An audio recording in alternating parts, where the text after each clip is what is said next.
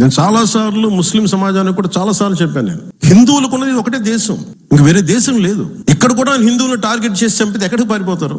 ఒక ఫ్యామిలీ నేను చూశాను మీ ఆంధ్రజ్యోతి పేపర్లో. దాంట్లో ఏమని ఉందంటే, ముసాఫిర్ సమీర్ నా ప్రాణాలు కాపాడారు. ఆమె కేరళకు చెందిన మహిళ, పేరు ఆరతి మేనన్. హిందువేనండి. ఆరతి మేనన్ అంటే క్రిస్టియన్ కాదు. ప్రస్తుతం తన కాశ్మీర్లో ముసాఫిర్ సమీర్ అనే సోదరులు ఉన్నారని ఆమె చెబుతుంది. ఆరతి కూడా పెహల్గాం ఉగ్రదాడి బాధితురాలు.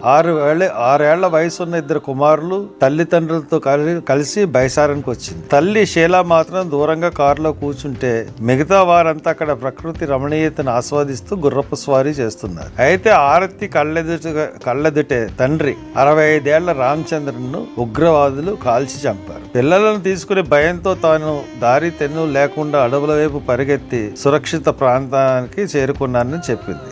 ఇంతటి విషాద సమయంలో తనకు ఏమాత్రం పరిచయం లేకున్నా ముసాఫిర్ సమీర్ అనే 2 కాశ్మీరీ టాక్సీ డ్రైవర్లు ఒక సోదరులా భావించి ఎంతో సాయం చేసి అండగా నిలిచారని ఆరతి చెప్పింది. తన వెంట 2 కలిసి మార్చిడి దాకా వచ్చారని, లాంఛనాలన్నీ పూర్తయ్యేదాకా దగ్గరుండి అన్ని చూసుకున్నారని, ఎయిర్పోర్ట్ దాకా కూడా వచ్చారని ఆమె వివరించింది. తనకు ముసాఫిర్ సమీర్ 2 సోదరులని, వారిని అల్లా ఎప్పుడు కాపాడాలని ఆరతి భావోద్వేగానికి గురయ్యింది. మీరు ఇంకా మతాల మధ్య గొడవలు పెట్టాలని చూస్తే, అక్కడ కాశ్మీర్ ముస్లింలు వేరు, ఇండియన్ ముస్లింలు వేరు కాదు. ముస్లిమ్స్ అందరూ ఒకటే. ఇండియాలో ఉన్న ప్రతి ముస్లిం ఒకటే. ఇండియాలో ఉన్న ముస్లిమ్స్ అందరికీ కూడా దేశభక్తి ఉంటుంది. వాళ్ళు చేస్తున్న ర్యాలీలే మనకు ఆదర్శం.